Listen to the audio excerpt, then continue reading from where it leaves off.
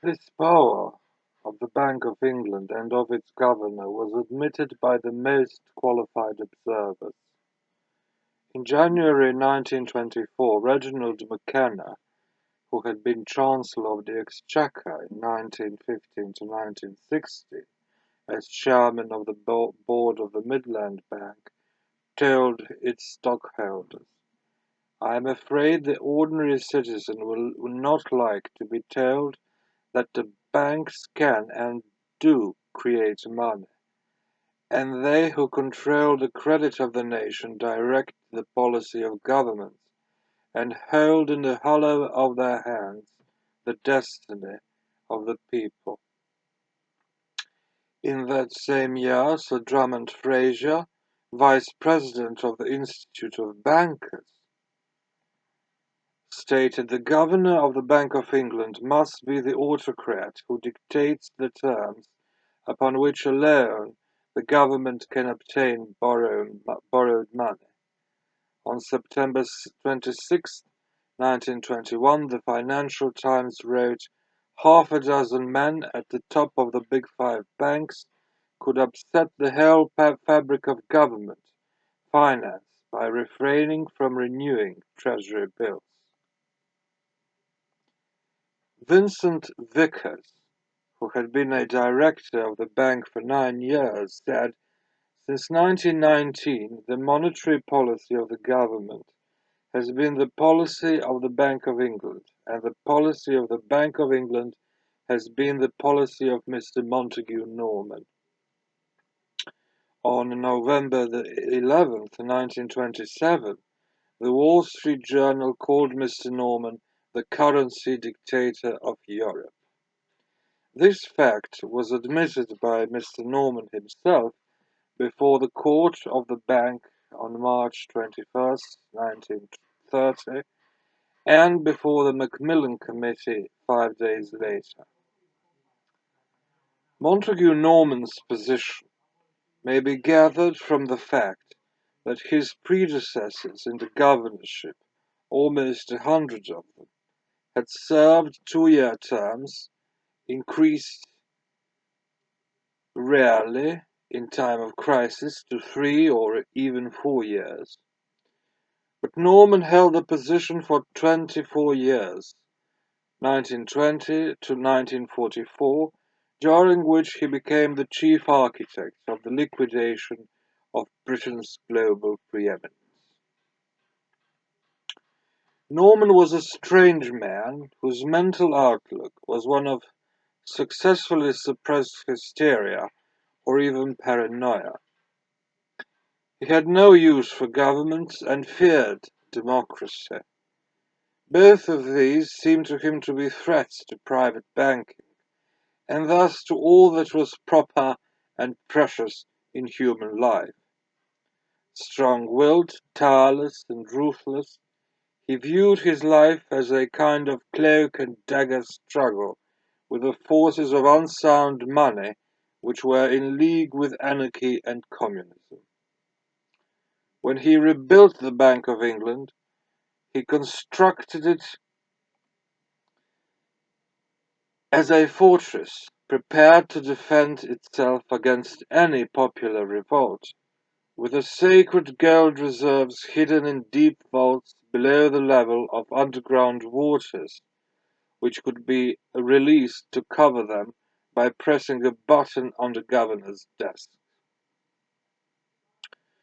For much of his life, Norman rushed about the world by fast steamship, covering tens of thousands of miles each year, often traveling incognito, concealed by a black slouch hat and a long black cloak, under the assumed name of Professor Skinner. His embarkations and debarkations onto and off the fastest ocean liners of the day, sometimes through the freight hatch, were about as unobserved as the somewhat similar passages of Greta Garbo in the same years, and were carried out in a similarly sincere effort at self-effacement.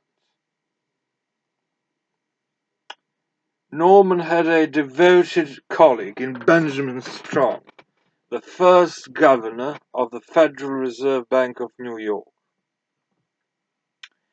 Strong owed his career to the favor of the Morgan Bank, especially of Henry P. Davis, who made him secretary of the Bankers Trust Company of New York, in succession to Thomas W. Lamont in 1904, used him as Morgan's agent in the banking rearrangements following the crash of 1907, and made him vice president of the Bankers Trust, still in succession to Lamont, in 1907.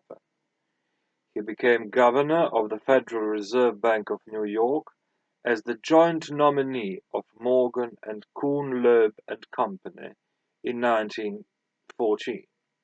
2 years later, Strong met Norman for the first time, and they at once made an arrangement to work in cooperation for the financial practices they both revered. These financial practices were explicitly stated many times in the voluminous correspondence between these two men, and in many conversations they had, both in their work and at their leisure. They often spent their vacations together for weeks, usually in the south of France. In the 1920s, they were determined to use the financial power of Britain and the United States to force all the major countries of the world to go on the gold standard and to operate it through central banks free from all political control, with all questions of international finance to be settled by agreements by such central banks without interference from governments. It must not be felt that these heads of the world's chief central banks were themselves substantive powers in world finance. They were not. Rather, they were technicians and agents of the dominant investment bankers of their own countries, who had raised them up and were perfectly capable of throwing them down. The substantive financial powers of the world were in the hands of these investment bankers, also called international or merchant banks, who remained largely behind the scenes in their own unincorporated private banks. These formed a system of international cooperation and national dominance, which was more private, more powerful, and more secret than that of their agents in the central banks. This dominance of investment bankers was based on their control over the flows of credit and investment funds in their own countries and throughout the world. They could dominate the financial and industrial systems of their own countries by their influence over the flow of current funds through bank loans, the discount rate, and the rediscounting of commercial debts. They could dominate governments by their control over current government loans and the play of the international exchanges. Almost all of this power was exercised by the personal influence and prestige of men who had demonstrated their ability in the past to bring off successful financial coups, to keep their word, to remain cool in a crisis, and to share their winning opportunities with their associates. In this system, the Rothschilds had been prominent during much of the 19th century, but at the end of that century they were being replaced by J.P. Morgan, whose central office was in New York, although it was always operated as if it were in London, where it had indeed originated as George Peabody and Company in 1838. Old J.P. Morgan died in 1913, but was succeeded by his son of the same name, who had been trained in the London branch until 1901. while the chief decisions in the firm were increasingly made by Thomas Lamont after 1924. But these relationships can be described better on a national basis later. At the present stage, we must follow the efforts of the central bankers to compel the world to return to the gold standard of 1914 in the post-war conditions following 1980. The bankers' point of view was clearly expressed in a series of government reports and international conferences from 1918 to 1933. Among these were the reports of the Cunliffe Committee of Great Britain, August 1918, that of the Brussels Conference of Experts, September 1920, that of the Genoa Conference of the Supreme Council, January 1922, the First World Economic Conference at Geneva, May 1927, the report of the Macmillan Committee on Finance and Industry of 1931, and the various statements released by the World Economic Conference at London in 1933. These and many other statements and reports called vainly for a free international gold standard, for balanced budgets, for restoration of the exchange rates and reserve ratios customary before 1914, for reductions in taxes and government spending, and for a cessation of all government interference in economic activity, either domestic or international. But none of these studies made any effort to assess the fundamental changes in economic, commercial, and political life since 1914, and none gave any indication of a realization that a financial system must adapt itself to such changes. Instead, they all implied that if men would only give up their evil ways and impose the financial system of 1914 on the world, the changes would be compelled to reverse their direction and go back to the conditions of 1914. Accordingly, the financial efforts of the period after 1918 became concentrated on a very simple and superficial goal: to get back to the gold standard, not a gold standard, but the gold standard, by which was meant the identical exchange ratios and gold contents that monetary units had had in 1914. Restoration of the gold standard was not something which could be done by a mere act of government. It was admitted even by the most ardent advocates of the gold standard that certain financial relationships would require adjustment before the gold standard could be restored. There were three chief relationships involved. These were: 1. The problem of inflation, or the relationship between money and goods; 2. The problem of public debts, or the relationship between governmental income and expenditure; and 3. The problem of price parities, or the relationship between price levels of different countries.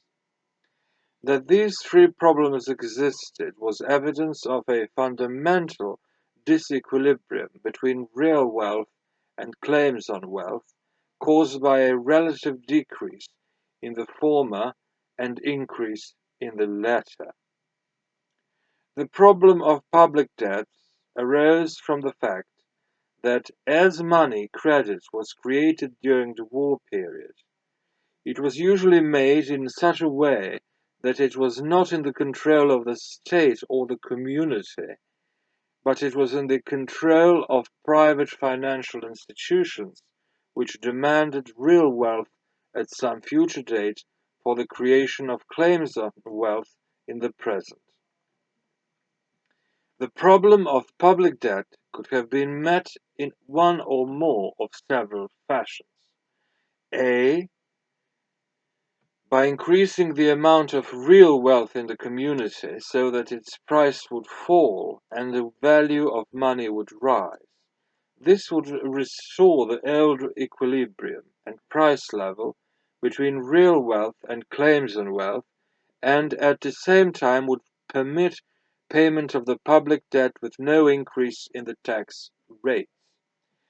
B. By devaluation, that is, reduce the gold content of the monetary unit so that the government's holdings of gold would be worth a greatly increased number of monetary units. These latter could be applied to the public debt. C. By repudiation, that is, a simple cancellation of the public debt by a refusal to pay it. D. By taxation, that is, by increasing the tax rate to a level high enough to yield enough income to pay off the public debt. And E. By the issuance of fiat money and the payment of the debt by such money. These methods were not mutually exclusive, and in some cases overlapped. It might, for example, be argued that devaluation or use of fiat money were forms of partial repudiation, nor were all these methods equally practical. For example, the first, increased real wealth, was by far the soundest method to achieve a restabilization, but no one saw how to accomplish it. The fourth, taxation, would have put a burden on the economic system so great as to be self-defeating. In Britain, the public debt could have been paid only by a tax of 25% for about 300 years. Such heavy taxes might have had such a depressing effect on production of real wealth that national income would decline faster than tax rates rose, making payment by taxation impossible. Nor were all these alternative methods of paying the public debt of equal practicality in respect to their effects on the two other financial problems occupying the minds of experts and statesmen. These two other problems were inflation and price parities. These problems were just as urgent as the public debt, and the effects upon them of the different methods for paying the public debt could have been completely different. Efforts to pay the public debt by fiat money would have made the inflation problem and perhaps the price parity problem worse. Taxation and increasing real wealth, on the other hand, would have reduced the inflation problem at the same time as they reduced the public debt, since both would have increased the value of money, that is, they were deflationary. Their effects on the problem of price parity would differ from case to case.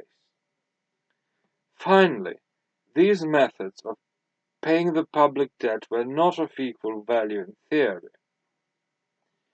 Orthodox theory rejected repudiation, devaluation, and fiat money as solutions to the problem, and since it showed no way of increasing the production of real wealth, only taxation was left as a possible method of paying public debts. But the theorists, as we have shown, could call taxation a possible way only if they neglected the economic consequences.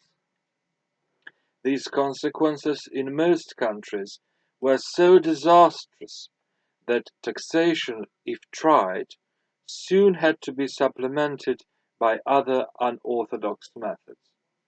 Great Britain and the United States were the only great powers which continued to use taxation as the chief method of paying the public debt.